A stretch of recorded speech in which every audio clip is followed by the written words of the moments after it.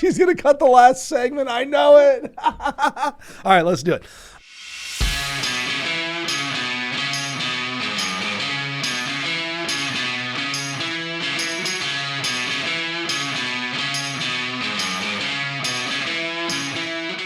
Welcome back to the Behind the Well Show. I'm your host, Roger Abel, here with Elias, Randel, and we're here today to talk about some retirees' biggest money regrets and the top 5 big money purchases that kind of caused them. Elias, I'm sure that you've seen this before, and I don't think people set out to intentionally make a money mistake, but based upon our past experience, these are some of the top money regrets people have and big purchase mistakes that we've seen them make. You have any really memorable moments for you where someone's made a big purchase and kind of regretted it? I know one thing I was watching on YouTube the other day, I saw a Dave Ramsey clip and the title was Instant Buy Remorse. My house payment is 50% of my income. How's that even possible? Well, because if you think about lending standards, the lending standards all are based off of your gross income. So they say, hey, your monthly gross income is $10,000, and they'll apply a debt-to-income ratio, and some of them are like 43%. So that means you could have up to a $4,300 house payment. So if you have a $4,300 house payment, or you just say roughly $4,300. Well, if you make 10 grand, you pay 20% in tax, you did 10% in your 401k, you're down to $7,000 left. It's more than 50% of your house payment. Or, than 50% of your income. So, those are some of the things that people don't think about when they go to the bank. But I just saw it on YouTube. I'm not sure if you've had any situations like that where people are like, man, this is just a gigantic mistake. In general, in general, a lot of people probably buy too much home for what their income actually is. As people transition into retirement, sometimes people, they'll want to just they'll take a big lump sum out of their portfolio to pay off a house or something, or to buy another house. And sometimes that's detrimental to how much money they have, and makes their money less sustainable over time. And I guess in addition to that, probably the toys, right? Like everyone has toys and stuff they like to do. And there's a lot of boats that are financed. There's a lot of RVs that are financed. The new thing that's really popular is solar panels.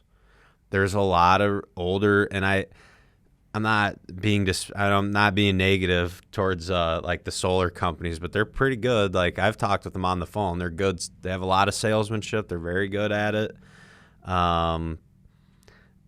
70-year-old person, are they ever really going to realize the benefits of solar? And there's a lot of hidden cost with it, and just maintenance and things that people don't really factor in. So I think between those things, those are the pretty common things you see: house, a toy, and now what's creeping in is people think they have free energy, even though they have to pay $70,000 to get solar panels screwed into the top of their roof, or however they install them. So. I think we just changed the title from the top 5 big money purchases to the top 6. You need to ask yourself, what's the true break even of a solar panel? Why do I need a solar panel? The cost versus not having an electric bill, you'll never make up for it. Not at that age, and it's not like electricity's not that expensive. I understand if you were like 40 and you built the last house you're ever going to be at, right? You say, hey, I'm building my forever house. I plan on being here. Like if you and Maddie went to build a new house and you're like, we're going to be here for 30 years. Okay. Yeah. Let's put some solar panels in, right? We're good for the environment. It's going to offset our cost over time. It's going to take care of itself. But for somebody late in their, lifetime, it becomes a challenge to actually figure out how this pays off. And, I kind of have an opinion that, those people are fairly easy to convince to do things. You put a good salesperson in front of somebody over age 70 and they're a little bit easier to convince. People can take that how they want. I had a guy cold call me about solar panels, and I almost thought we should offer him a job. I mean, he was great on the telephone. Yeah, we probably should. So yeah, I think that's one that I really see. But the other kind of big thing that I see happen in retirement is people the first, 5 to 10 years underestimate what they're going to spend. And, we like to break this out into 3 phases of retirement, which is the go-go phase, the slow-go phase, and the no-go phase. And the go-go phase is where, hey, we just retired. We've got like this next 5 to 10 years where we've still got a lot of energy. There's a lot of things we want to accomplish, before our time's up. And people typically spend more money in this phase. If you think about it, if you've been going to work every day, working 40 hours a week, there's a few things you haven't had a lot of time to do. One, you haven't had a lot of time to socialize with people. So all of a sudden you might start doing coffee with a friend, happy hour with another friend. You might go out to eat an extra night a week. That's the first thing. Those costs add up. The second thing, you haven't been able to travel a lot. So we start to travel a little bit more.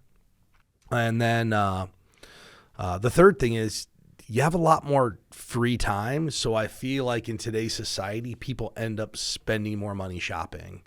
And the reason I say this is shopping has changed. It used to be to go shopping, you had to break out the Sears catalog, call an 800 number, or you had to physically go to the store.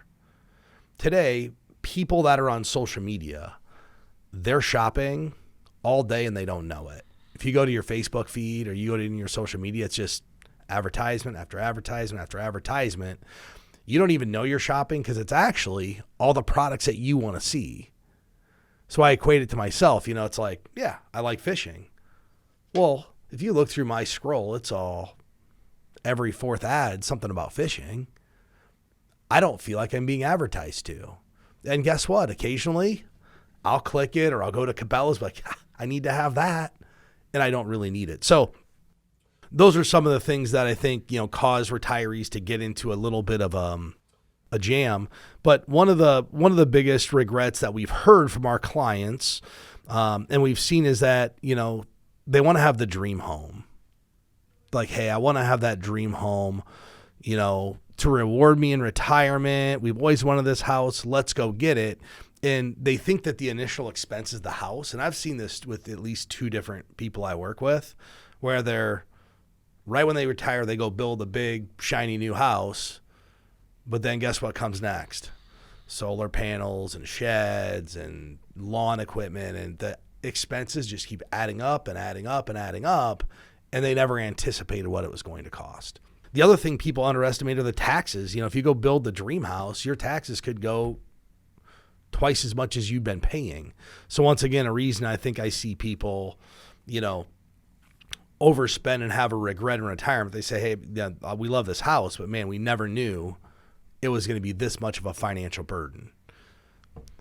The second thing here I see a lot is lavish travel. We kind of mentioned you have all this extra time. People think they have to go travel. And I know we do a really good job, Elias, when we put together the financial plans of asking somebody, how much do you plan on spending on travel? I had someone in yesterday, they literally brought in their Quicken and said, well, this is what we spent last year on all of our bills. And they had separated out the travel. So when we built their financial plan, we weren't really guessing. We actually increased their travel budget about 20%. So they had X amount for their everyday expenses, eating out and all that stuff. But then we actually planned out another $20,000 a year for 10 years because we had the discussion. You're in the go-go. Like realistically at age 77, do you think you're spending $20,000 a year on travel? And the answer was no. So we do a good job kind of building that out. That's a thorough exercise too, because it's sometimes we'll get asked a question. Well, we're not, we don't have a crystal ball and we're not mind readers, but like when people do stuff like that, where they brought their Quicken, had the travel separated out. Okay, now we can really answer this question, right? But it takes a little bit of legwork too. It'd be great if we could just do everything, figure out, their entire budget. It'd be a lot easier sometimes, but that's That's to me, that's very thorough, and that's a good. I guess if people are listening, that's something to keep in mind. If you're working with someone, the more information you can give them, the better the outcome's going to be, and the better the planning's going to be for you. Well, and if they didn't give us that information, if you think about it, when we're setting a plan up for someone, you had a good point. Like, the plan's only accurate to what information you gave us. So if you tell us you're going to spend $8,000 a month, but you spend 10, that changes things. And so we'd rather plan on you spending it. Everybody would be much better off if you planned on spending 20, you only spent 12.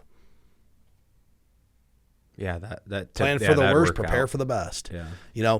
All those different things. The other big, this is a really good one, but kind of regret we hear from people is that they either bought an RV. It's really popular to go buy an RV in retirement, or a boat, or a new car, or something that it's just a toy in general, we could lump this as. But RVs and campers are really popular, and we see it typically right at retirement. We don't usually see people in their 70s going and doing this for the first time, but we see a lot of people who go buy a big RV and they spend a bunch of money, and they're like, man, we thought that was going to be great.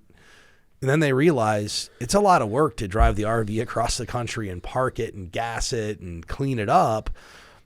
And then they go to sell this thing, and now they're looking at taking a $20,000 or $30,000 loss because these are depreciating assets. I know the last 2 to 3 years that maybe hasn't been the case, but over time, these are depreciating assets. Post-COVID was a little bit of an anomaly where you could buy like a used vehicle or a used toy and sell it for more later. Just remember how things have worked the last 50 years. And that's not the way those assets have worked. So that's actually seen as a pretty big regret we've heard from people. What about living in an RV? So I have at least one client who did that. She did it for like 2 years. She enjoyed it. She didn't do an RV though. She did like a fifth wheel where she had a big diesel truck and she pulled it around. She did it for about 2 years, and then she decided she just needed to have one place. I mean, she sold everything, her house, her farm, everything, and just went on the road for 2 years. And she enjoyed it, but the comment was, you have to move parks like every 30 days. A lot of these parks don't let you stay for longer than 30 days, so then she'd find herself like constantly moving. And now she's found like a house somewhere where she lives. She still has her camper, but it's not like she's literally just living out of it full time. Yeah, that's a good point. I never thought about that. If you had to move every 30 days, I mean, I guess in an RV it's probably not like moving from a house to a house, but you still got to pack it up and then go move, know where you're going to go. Elias, my parents have one of these things. They're cleaning it all the time. Just think about where you're at. You pull up to a campground, which most of the campsites are gravel. So you're going in and out of your camper. So guess what's coming in and out? Gravel, dirt, the bugs, the dirt, the food, all the stuff. Like, it's a lot of work that people have massively underestimated. Now, if you love it, I enjoy camping. It's fun. But what I don't enjoy is the mess. Like, some people, my mom, she loves it. They love doing it, but they like to clean and keep things neat and tidy. My attention span's not good enough to come home and spend 3 hours cleaning a camper. That doesn't sound fun. And then one of the last big regrets people have had, they bought vacation homes or a resort or a second home. And it's funny that we have this in the outline, because I literally had a customer here a couple of weeks ago, and they bought a vacation home. They thought it was going to be just the greatest thing, and they had a good time with their family. But they ended up selling it right before they're going into retirement. And now they've been without it now for like 2 months. And you know what their comment to me was? We hate to say it, but we don't miss it. You don't? Why would you hate to say you don't miss it? They said that. They said, I hate to say it, but I don't miss it. Meaning they thought they were going to miss this thing, and they thought it was a big part of their life. But in reality, it's kind of like this burden's off their shoulders of having to take care of this, and they don't feel forced to have to go down there and forced to use it, and all the different things that come with having a second residence. Huh. When you have one. Okay, so probably going into it, they didn't think, right. You think, oh, I'm going to go buy this lake house. Yeah. It's going to be awesome. I've done it. Right. You never think, man, it might be. you don't think about all the stuff that comes with it, right? It's just like anything else. Here's what people don't think about: the power washing, the pest control, the unexpected, water leak you have, or there's a storm that happens. Now you're 5 hours away. You have to go check on your property. Like, nobody thinks about that when they pull up to the lake house. Guess what they're doing? Look at the lake. It's awesome. Look at that awesome dock. Everything's great. And then you start showing up and it's 8 hours of work every time you come. So I think those are some of the regrets that we've heard from people that have made bigger purchases and thought that this is how they were going to enjoy their life. And maybe it wasn't quite as enjoyable as it turned out to be. And I think, one of the reasons people regret some of those large purchases, and you already hit on this, they didn't really plan for that purchase. It wasn't like we were intentional 10 years before we retired and, hey, we're going to do a bunch of research. We're going to research our lake house, or we're going to research the RV. Those purchases, Elias, tend to be, like quick purchases. We should get an RV. Great. You go to the RV shop. We're going to get it. I'll give you a great example. This happened to Meg and I. This is probably like 2003 or 4. I've always grown up the boat. And Meg and I, when we got married, we sold the boat, bought a house. Well, we were in the house for like a year or two. And it was right before Memorial Day weekend. So we went and looked at this boat like the first part of May. And we're like, oh yeah, maybe. Let's just say Memorial Day's on May 25th. On May 27th, Meg's like, I think we should buy that boat. Because she wanted to use it for Memorial Day. But a lot of those purchases, that's how those go down.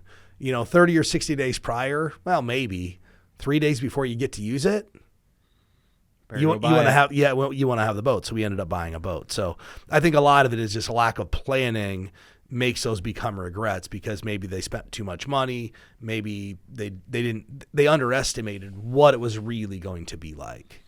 And that really leads into our next topic, which, these larger purchases, they need to be planned for. But I think this is something that's very relevant, that the wealthy are more likely to overestimate their retirement savings. And I think what we mean there is how much money your money can create, right? Like, there's limitations on how much money you can generate from the money you have. So and you can probably make an argument that higher income earners, it's probably much more important that you save the right amount of money, or that your contribution rates are appropriate. And what I mean by that is, to have if you're a high income earner, to maintain that lifestyle, you need significantly more money than someone like a middle class family that pays off all their debt and they save 10 to 15% of their income in a 401k for their entire career. And the reason is, in retirement, and a lot of the money is not been taxed yet, so it's pre-taxed. Well, if you're going to take out large portions annually, you have a large hurdle in the form of taxes, right? Because the further you go up in the tax brackets, the more you can almost look at that as guaranteed loss against your portfolio. Take the money out, you got to pay the taxes. So it gets very challenging to generate certain amounts of income. And I think sometimes there's a little bit of a disconnect between, some people, if they have like $1 million, I got $1 million saved. Well, if you're used to making $500,000 a year, so you're probably spending, $15,000, $20,000 every month, and you have only $1 million, and I don't mean it only like it's not a lot of money, it's a lot of money, but like only $1 million or $2 million, it's going to be very hard. I mean, you might feel like, I've done a great job, I got $1 million in my 401k, but that $1 million's not going to be able to replace your income. If you have like a really great pension, and you're going to have a high Social Security benefit, but even with those, it's still going to be challenging. So I think just understanding that some of those headwinds against your retirement, or some of those obstacles, and knowing that you're going to have to sock away. If you're going to spend a lot in retirement, you have to sock away a lot a lot while you're working. Well, for high income earners, and I'm not trying to cut in on this with you, but they do have a lot more headwinds than somebody making $200,000. And here's why. If let's just say you use Dave Ramsey's formula and you're making, $1 million. You're a surgeon. I don't know, even 500. Then you're putting away 15%. Where are you putting the 15%? 401k most likely. Well, you can't get 15% of 500 into a 401k. Yeah, so, you're going to max it. Yeah. So here's what happens. These individuals, and it's nothing against them. They think, hey, I'm maxing my 401k. I'm doing all the right stuff. For high income earners, they're going to have to save outside of the 401k. Yeah. I just did a play with a person who's making 900 plus thousand. Well, it's max out all their retirement plans plus another 150 a year to get to where they want to go. And they can do it, but had they not had the guidance, they're probably just maxing out their retirement plans and thinking, hey, this is exactly what I need to do. I'm on the right track. And for all intents and purposes, they're doing everything correctly. It's just not going to support their lifestyle, how they want to live when they're 65 years old. Yeah, and that's really, that's what the misunderstanding is, well, I'm maxing my 401k, I'm maxing this, right? So you're doing the things that are available. And I don't think people don't think about it the way we do, where in the future, this has to be income. And yeah, you're going to have to, you have to, like, all the basic things always have to be done. You got to be, good, reasonable with your debt and hopefully debt free as you retire. But to support a larger lifestyle, you're just gonna have to save in non-retirement accounts too. And sometimes you talk with people about that because there's no tax incentive today, and you got to pay capital gains, and it's like, oh, what about the taxes? It's like, well, you're making money. You have to pay taxes when you make money, right? And you need it. You need to save somewhere anyway. So I think that's one area people get confused. It's the difference between, like, it's easy when you're making a lot of money to live that lifestyle because you have it, but you also got to build your wealth over time so you can continue living that lifestyle. And it's hard, and we know that's what the hardest thing to do is take a step backwards in lifestyle. No one wants to do that. Elias, while we're talking about building wealth, I just want to shift the focus real quick to one of the things that I think is kind of the first big roadblock in people building wealth, setting themselves up for financial freedom, and that's living paycheck to paycheck. And I know, we've talked about it before and you see it a lot.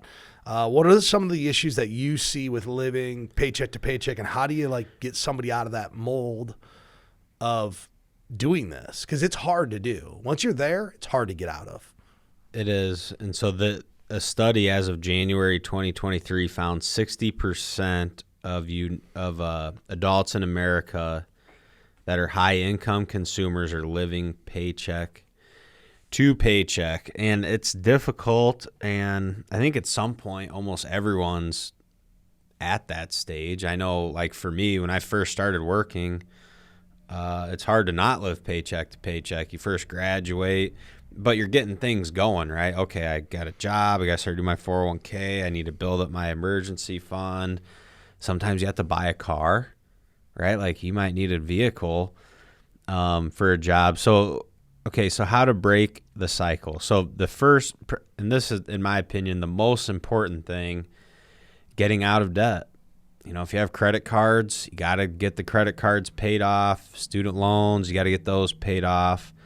But getting out of debt and then staying out of debt it's huge, and it's really just kind of a factor of cash flow. The less payments you have, the more money you have to either direct towards savings or direct towards things that you need to buy. And the next one, so stop overpaying.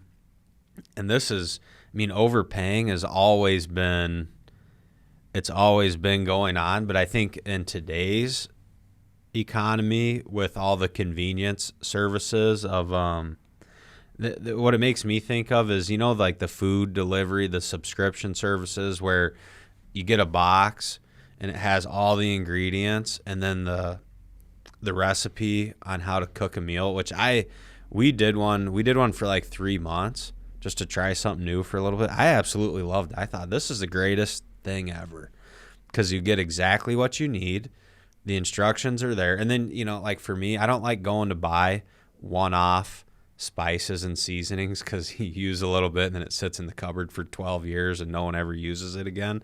So I really, really liked it, but you're paying so much for the convenience. It's so expensive compared to doing your groceries. We did the same thing. And what I realized is I literally could just go to those websites and they give me the recipe card. And there's a grocery store in town where you actually, and I don't know if you knew this, you can actually go buy just small amounts of spices. So if you're getting like the weird one-off spice, you just go get like 2 tablespoons and you just pay by the weight. So you don't have to buy this $11, jar of marjoram you're going to use one time and you're going to throw it away. And then it ends up in the back corner of your cupboard until it's like solidified and rot. So we used to do that. One of the things we did is there were some recipes we really liked.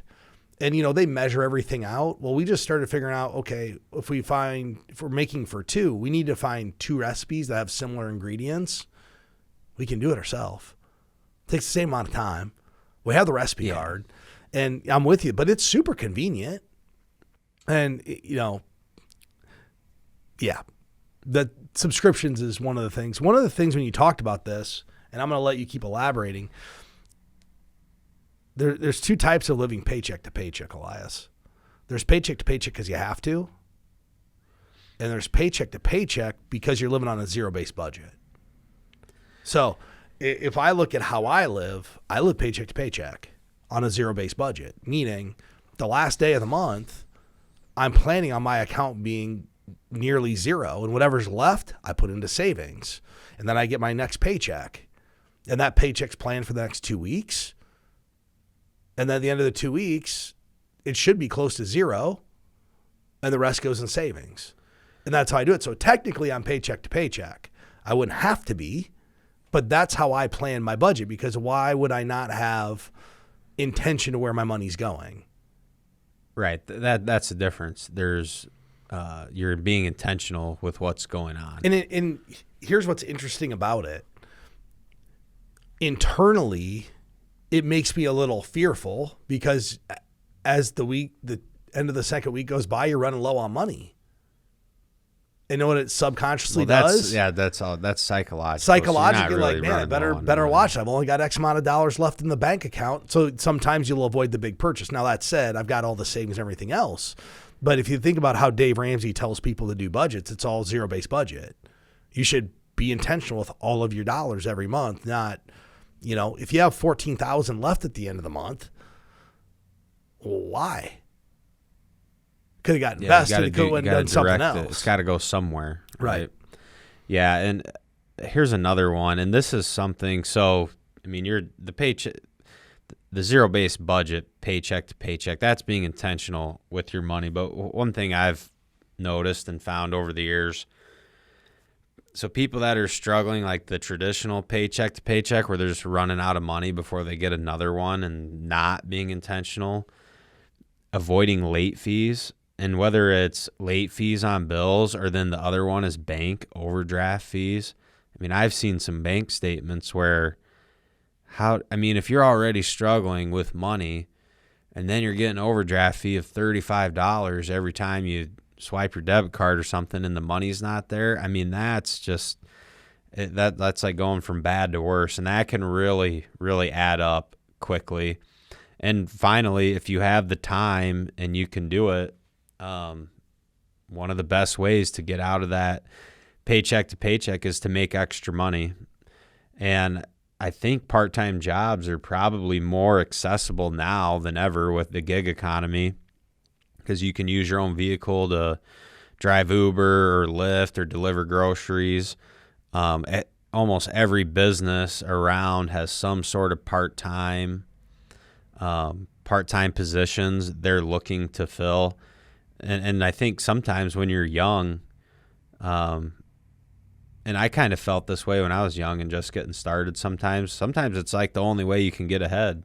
It might just be the reality of your situation that you got to have your full-time job and then figure out a way to make extra money so then you can get yourself into a better position. Elias, yeah, I think those are all really good ways to think about how to stop living paycheck to paycheck. And once again, determine, are you living paycheck to paycheck or are you living a zero-based budget? And if you're not doing a zero-based budget, you should.